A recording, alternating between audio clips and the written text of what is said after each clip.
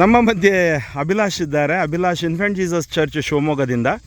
ಅವರು YCS/YSM DTS ಅಂದರೆ ಡಯಾಸಿಸನ್ team of ಸ್ಟೂಡೆಂಟ್ಸಲ್ಲಿ secretary ಆಗಿದ್ದಾರೆ. ಅಭಿಲಾಷ್, ಈ ಹಳ್ಳಿ ಜೀವನ ಶಿಬಿರ ನಿನಗೆ ಮೊದಲ ಅನುಭವನ?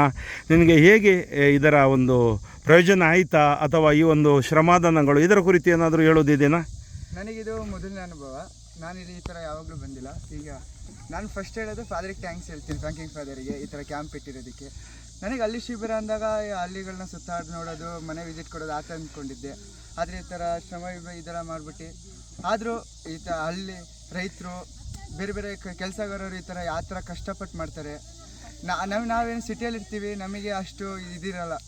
ಬಿಸಿಲಂತೂ ನಾವು ಬಿಸಿಲಂದರೆ ಒಂಥರ ಅನಿಸುತ್ತೆ.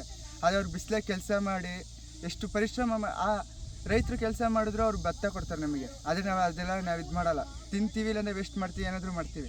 ಆದರೆ ಅವ್ರು ಎಷ್ಟು ಪರಿಶ್ರಮ ಕೊಟ್ಟು ಕೆಲಸ ಮಾಡ್ತಾರೆ ಅಂತ ನಾವು ಈ ಶಿಬಿರದಿಂದ ಅರ್ಥ ಮಾಡ್ಕೊಂಡ್ವಿ. ಅದರಿಂದ ಫಾದರ್ಗೆ ಒಂದು thanks. I love you father.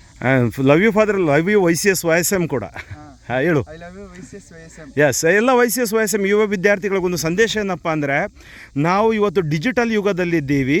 Digital ಯುಗದಲ್ಲಿ ಇರೋದರಿಂದ ನಾವು ಹಳ್ಳಿ ಜೀವನದ ಸೊಗಡನ್ನು ಮರೆತು ಬಿಟ್ಟಿದ್ದೀವಿ.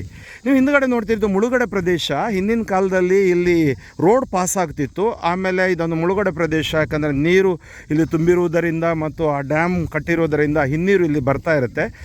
ಸೊ ಈ ಸ್ಥಳದಲ್ಲಿ ಅನೇಕ ದನಗಳು ಮೇವಿಗೆ ಬರ್ತಾ ಇರ್ತವೆ. ಆದ್ದರಿಂದ ಇವತ್ತು ನಮ್ಮ ಯುವ ವಿದ್ಯಾರ್ಥಿಗಳನ್ನು ಇದೊಂದು ಅನುಭವಕ್ಕಾಗಿ ಕರ್ಕೊಂಡು ಬಂದ್ವಿ.